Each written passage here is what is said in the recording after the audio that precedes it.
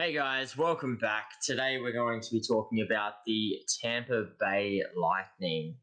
A few years ago, we'd be talking about how they've won their Stanley Cups and all the rest of it. However, this season, first time in a long time, we haven't been talking about them making a Stanley Cup or winning a Stanley Cup. Incredibly, 3 seasons in a row, and that is finally over. Tampa Bay Lightning did not make a Stanley Cup final this season. Um, However, they started off pretty good, um, and then it just sort of all fell away a little bit. So yeah, I can't say it's disappointing. I mean, they made 3 straight Stanley Cups. Like, how greedy do you want to be? But it was a little bit questionable in the fall off.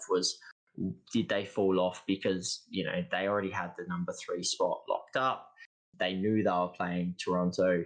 It didn't really matter whether or not they had home ice advantage or not, I guess, in their mind.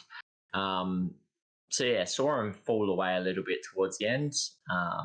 Fell all the way to 13th overall, although they finished third in their division, which is incredible.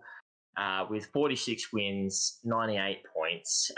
The funny thing as well is they were absolutely super at home with 28 wins. Well, I've lost the thing here. 28 wins, 8 losses, and 5 overtime losses compared to their away record, which was 18 wins, 22 losses, and 1 overtime loss. So, yeah, they just weren't very good on the road, and ultimately they get to the playoffs, and they hand the Toronto Maple Leafs their first round victory in a very, very long time, and all the memes ended. So, you know what, Tampa? I know you've been in 3 Stanley Cups, but thanks for ruining that for everybody. Toronto fans were happy, but you've ruined one of the longest standing memes in history. um, but yeah, other than that, it was probably bound to happen. It's hard to make one Stanley Cup appearance, win a Stanley Cup, and let alone win 2 and be in 3 straight seasons. So this was sort of expected, I guess, in a sense, or something that they probably needed for a bit of a reset. So yeah, that's it for the 2022-23 season, Tampa Bay. And now I'm going to hand you off to Jaden to talk about the 23-24 projected lineups. Yeah, all right. So we're slightly over the cap still, 73,000. So some sort of moves still have to be made, either people getting dropped down to the AHL or some sort of trade just to free up some space. In regards to forwards, we've got Stamkos, Point, and Kucherov on the first line. Stamkos being that UFA this year. You got second line, you got Hagel, Sorelli, and then Jeannot on the second. We'll be interested to see if Jeannot does play the second or not. Sheary, Paul, and Isamont on the third. Sheary brought in through free agency. Pretty much the whole depth brought in through free agency. Got Brown, Glendening, and Archibald all brought in as well. Defenders: Hedman, Chernak, Sergachev, Perbix, Fleury, and Bogosian. So obviously still a decent defensive line there. Bogosian being that UFA along with Fleury. Goalies, obviously you got Vasilevsky there, still on that long contract, and then Johansson there as well on the as the backup. Scratchers, you got Radish, Dehan, and Barry Ballet. So not bad, all UFAs as well. Notable losses, obviously they lose Perry, Maroon, and the big one, Alex Killorn. Shakovic, you got Bellemere, Cole as well. So going to Chicago, 2 to Minnesota, Seattle, Vancouver, and Anaheim. So a lot lost, a lot of depth, aged experience, leadership lost. Goals and points in Cologne gone as well. And basically only brought in some free agency depth pretty much across the board there. So not too much to replace that in losses. What do you say with this team? Basically, just on that slow decline, really. Aging team. Like, sure, Kucherov is still over a point a game player. Point still, probably top 5, if at minimum top 10 best center in the league.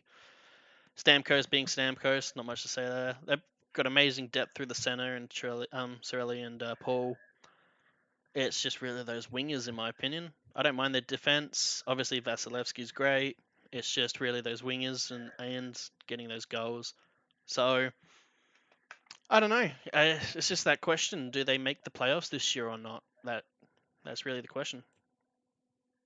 Oh, it's definitely a question. I think in the past few seasons, it probably wouldn't have been a question, right? Like if you put this team that they've got now, even in the years that they won the Stanley Cup, yeah, they probably wouldn't be Stanley Cup favourites, but you probably wouldn't be questioning whether or not they'd make the playoffs, because I think this team's strong enough with, that Stamkos, Point, and Kucherov.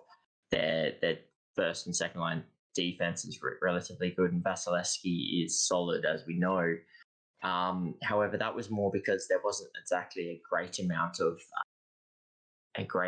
of competition. Now, all of a sudden, you've got the likes of Ottawa, Detroit, Buffalo, all stepping into that sort of category of, hey, we're competing.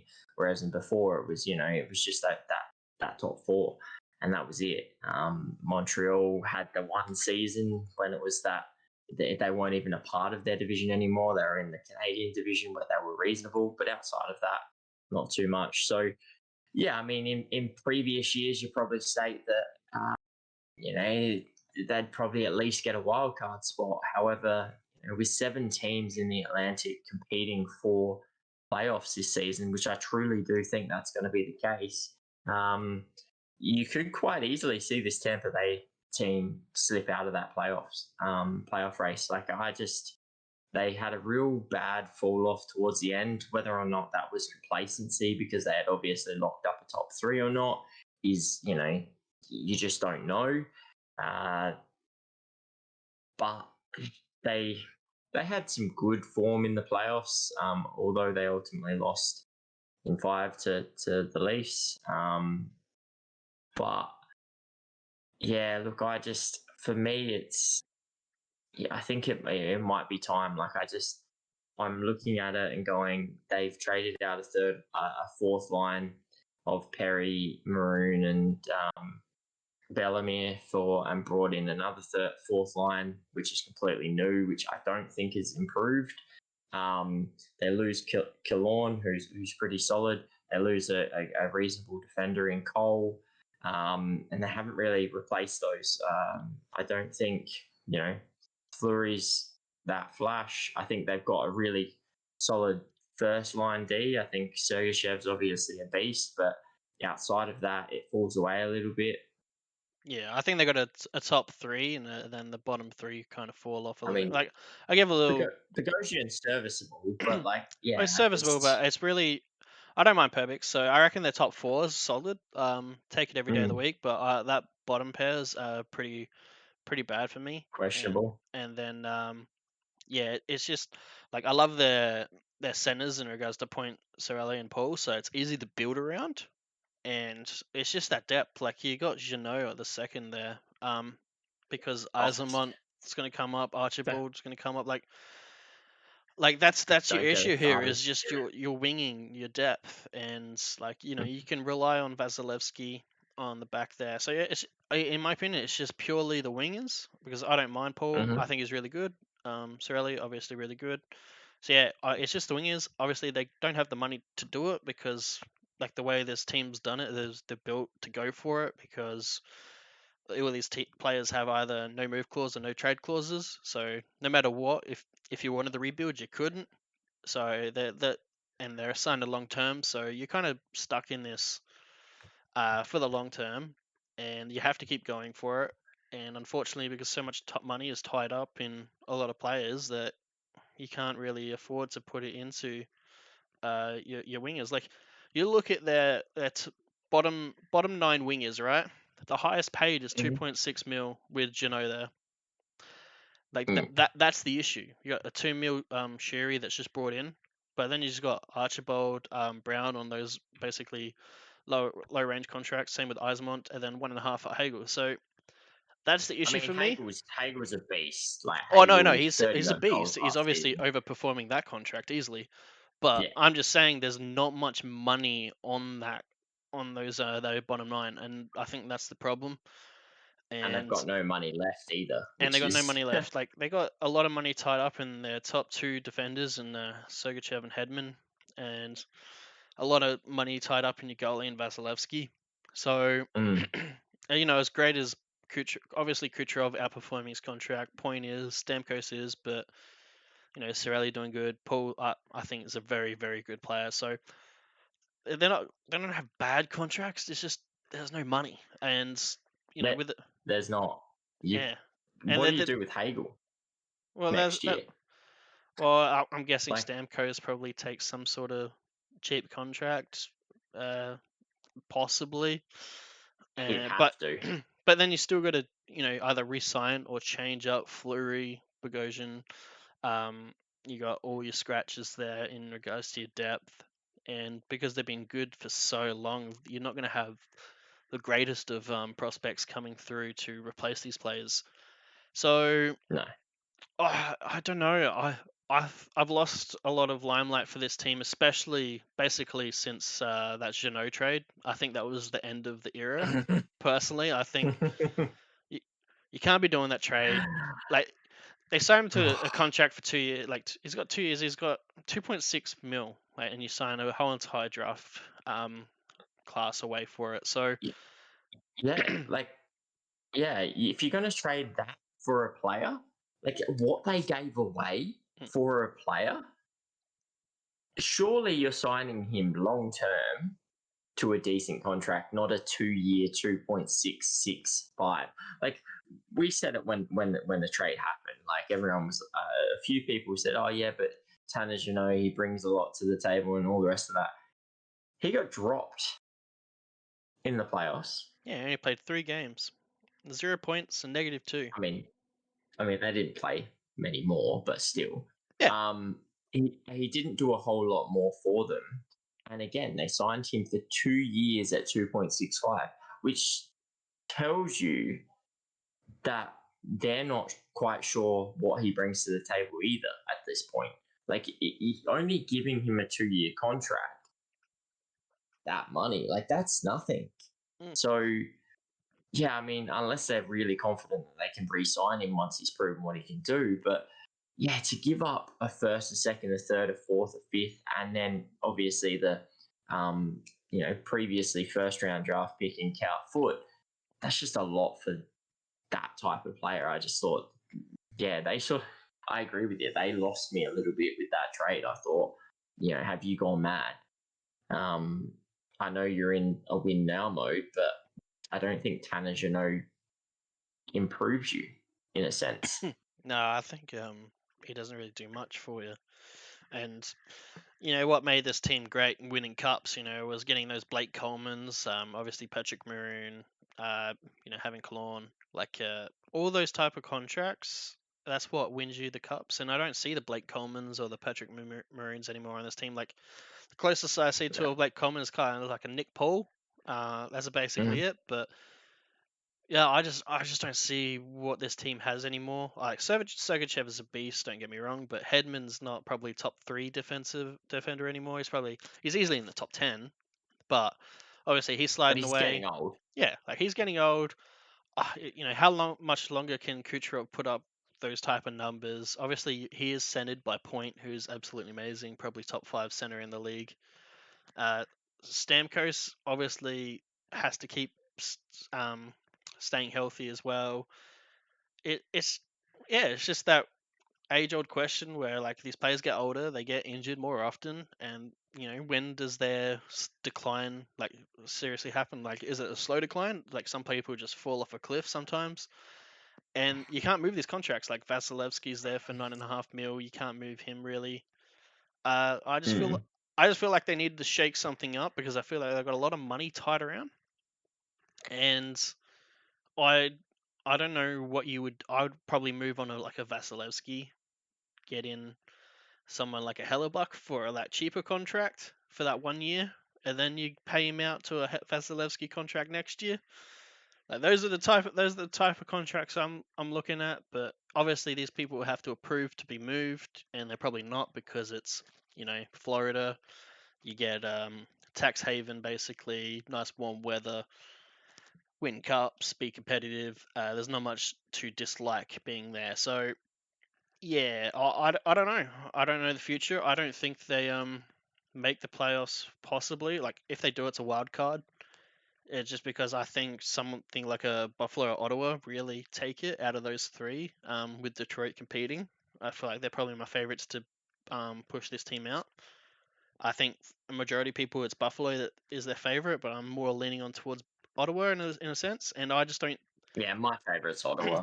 Yeah, this I, team's got yeah. like a lot of is very top heavy, and if they can play hmm like really high minutes, Connor McDavid style minutes, I can see them doing it. But because of their age, if you start doing that, you're gonna start seeing injuries. So yeah, it's that Yeah, balance of how many minutes can you throw at these people. yeah, and like obviously they won the first cup, they had to lose a little bit.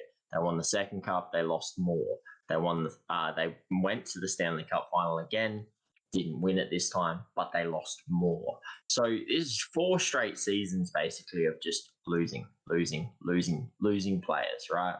Um, and obviously with cups become when you re-sign players, you got to re-sign them for heavier contracts. So the point contract, Cirelli contract, the Sergachev contract, and all the rest of it. So they've all come off the back of those Stanley Cups and that success, which means that you've got less money to spend on other players, which is ultimately what we're seeing. And it becomes a lot harder once you've got all of those contracts across the board to obviously have 4 complete forward lines and 3 complete defensive lines. So you've got to give somewhere.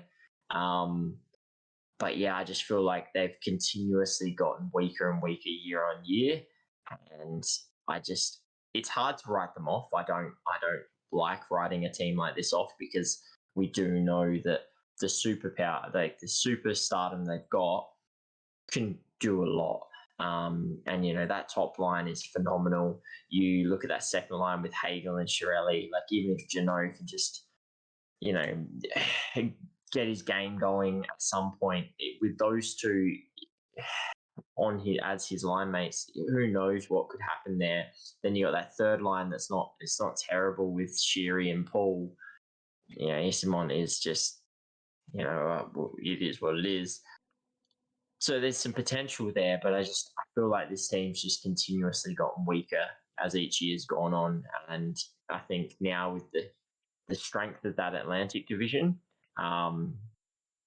these guys are going to struggle a little bit. And I think, yeah, it's really going to be, I don't think they'll be out of it. I think they'll definitely be in the wild card hunt.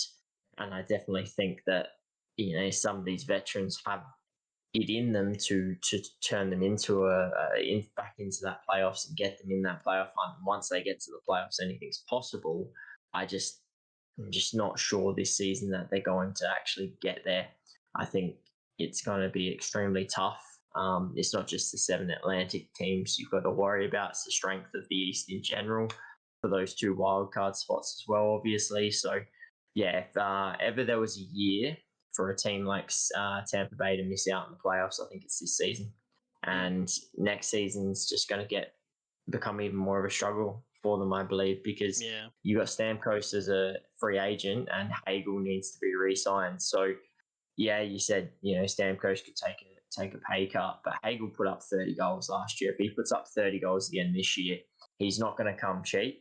And how much of a pay cut does a player like Stamkos take if he continues to put up the points that he's putting up? Because he's no scrub. He's not going to take a $4 million contract when he's putting up 80 plus points a year.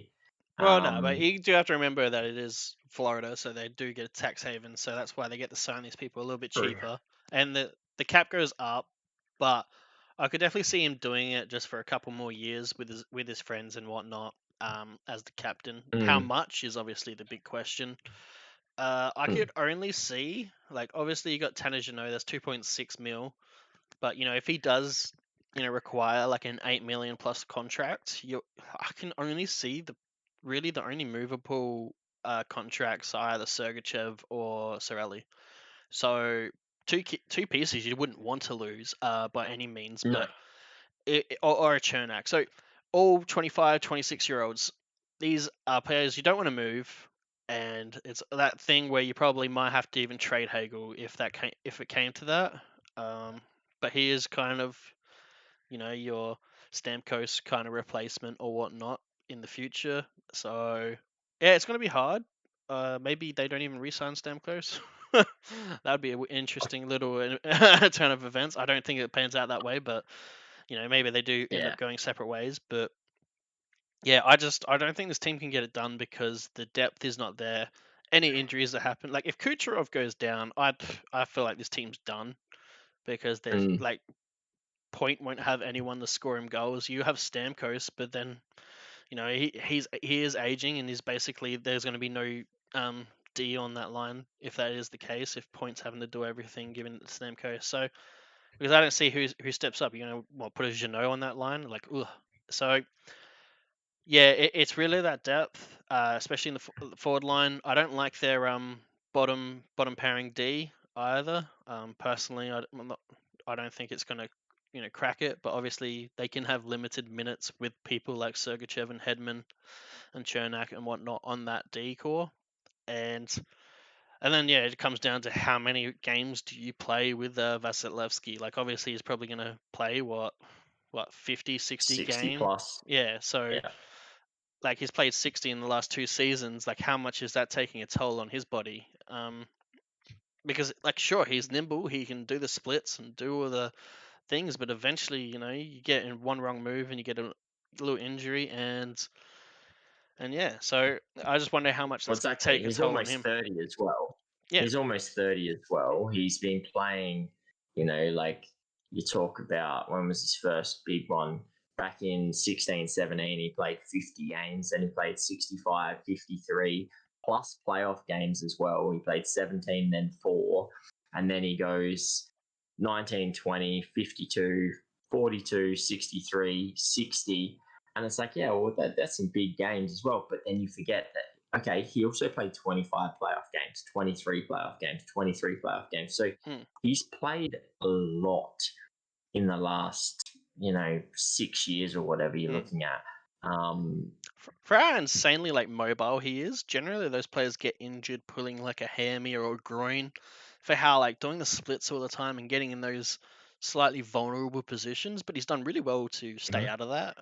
So top notch to him. But I don't see who they have a backup in goalie. So the the 22 games that he misses, I could almost write them as losses no matter what because I don't see the goalie that steps in that you're like, all right, he's gonna at least be competitive for us because you know um Johansson's only had or Johansson, however you say his name, they will pronounce it differently.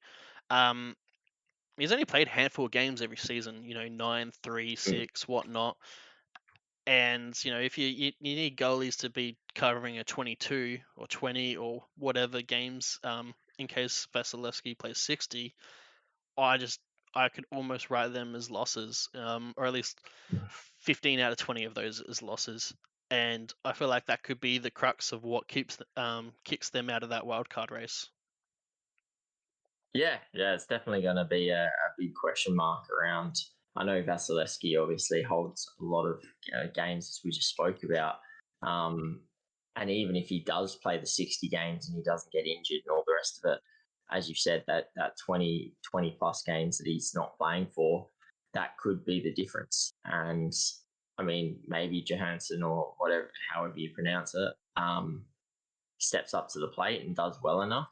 But yeah, imagine Vasilevsky goes down, and that's your number one Oh goalie. yeah, your season's like Vasilevsky goes done unless he down does for like a hill run, like a or mm, something like that, or maybe a forgetting his name, the guy from the Oilers who came up and stepped through. It unless you have oh that yeah, sort of run, your season's done. And sure, the Hmm. defense can probably cover a little bit of it, but you're not going to cover all of it because some nights even Vasilevsky gets peppered. So yeah, Exactly. I have concerns about It's- that. I think they're going to miss it just purely because they don't have a really good backup, or at least a like a serviceable backup in my opinion. Feel like it's a very risky situation they got there in the goaltending department. And yeah, I don't have much more to say to this. Obviously, they've had their success. They got nothing to cry about. They've still got great players to watch, so there's nothing to cry yeah, about there either. I, A few I Hall don't of think Famers Tampa in this fans are team. angry. Yeah, a few Hall of Famers they're currently watching, so it's not too bad. Like Julian, the general manager, there's not too much more that he can really do. Like with his contract actually being this successful this long, it's really hard to manage these contracts, especially in a flat capped era.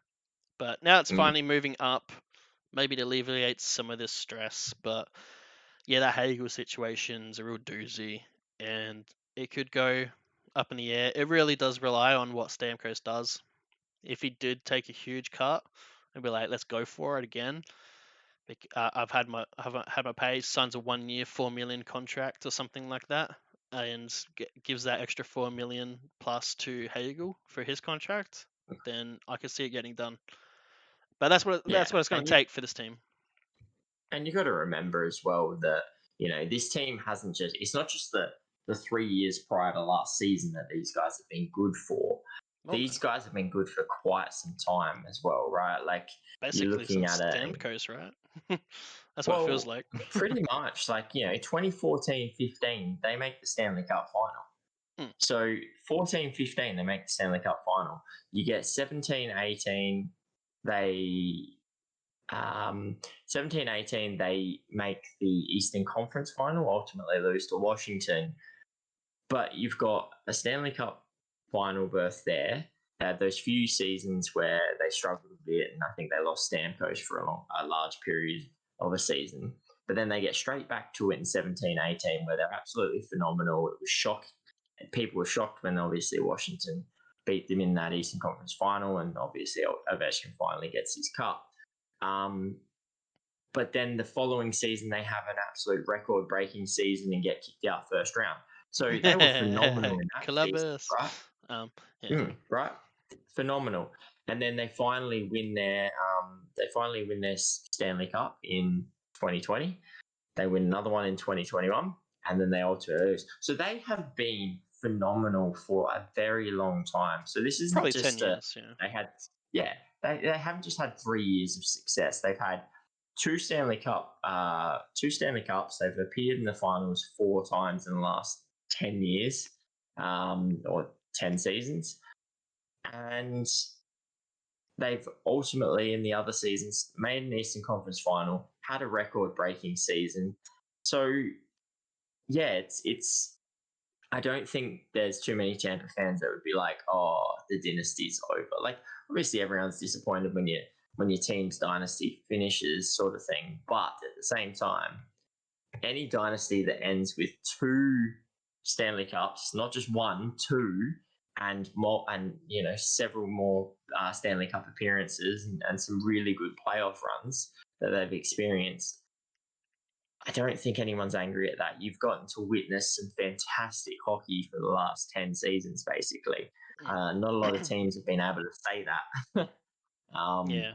so, yeah, I mean, it's a shame to see it sort of coming to an end. But ultimately, I think with the strength of the Atlantic, if these guys were in the West, um, maybe it would be a different story. However, given that they're in the strongest division in the league, in the Atlantic, um, I think it's probably this is the season that they're going to miss the playoffs, and I think it'll be Mm. all I downhill think from it there. might be very telling really early on. Their first game of the season, Nashville, October 10. But then it's Detroit, Ottawa, Buffalo. So literally Mm-hmm. the three teams that they basically vying for that wild card spot, they face up straight up. So I feel like it will be very telling just from those games. If they come out, 2 out of 3, 3 out of 3, whatever. I feel like right there you'll get a good taste in those first 5 games or where this team is at. And I know obviously things change later on because teams get tired, trade deadline happens, etc., etc. But I feel like that might be the start of their season. It might kick them down or kick them up, or the other teams up, in regards to, hey, we beat Tampa, hey, we are this good, and we can keep going. So yeah, I feel like those first 5 games over the span of basically a week will be the most telling part of the season, for me personally, and that's what I'll be keeping an eye out for. So that's going to be fascinating. But other than that, I don't have much more to say than this. Like Nah, wild card spot for me. If they make playoffs, I can definitely see them winning a cup just because of how strong their top lines are. They can definitely carry. Um, but yeah, if they require their bottom six or their last pairing defender or their backup goaltender, I cross them out. I think it could all go south very quick, especially if they don't stay healthy. But yeah, the craziest thing I think about this is Tampa Bay could end up with 90 points and in 6th or 7th position of the Atlantic. Mm. Like, it's incredible to think a team with 90 points would be that far down in a division. But, that's the sort of potential that we're looking at, in this sort of division. So it's not, I don't think I'm not saying that I can see them missing the playoffs because I think their team has become that much weaker. I think it is weaker than last season. Yes, so that's why I'm thinking they're going to see it. We're going to see a little bit of a downfall, but I also just think the improvements that we're seeing in that division in terms of Detroit, Ottawa, Buffalo, Florida and Toronto should most likely be very strong again. And there's question marks around Boston. It's just that's a very tough division to keep up with. And when you're getting weaker and the likes of Detroit, Ottawa, Buffalo are getting stronger, Florida and Toronto are probably at around the same level. You've got to start questioning whether or not it's going to be a good year or not. So definitely still think that their players they've got are phenomenal and they can get that job done. But my question mark is around whether they can stay healthy. And if they don't, it's going to be a tough season for them. And even if they do, it's still going to be tough to get into a playoff spot in that division. So, yeah, either way, it doesn't matter how it is. It's going to be a tough season for everyone in that Atlantic division. There's not going to be an easy. It's not going to be an easy win for anyone. So, yeah, I'm interested to see what they can bring though, because if they can do some underdog story and come out of nowhere, it'll be phenomenal. And I'm not going to say no to it. I don't. It's not definitely out of proportion. It's hard to bet against this team, but I feel like that era is kind of done. But yeah, they do have that powerhouse. But yeah, let us know what you think down below. Comments how this team's going to pan out. Do they make the wild card? Do they make the top 3, or is this the end of the era, or is it just a down year before good things next year? Yeah, feel free to like the video and subscribe to the channel. Leave all notifications on. Just to get notified for our next videos that will come shortly. But until next time, we'll see you later, guys. Catch you guys.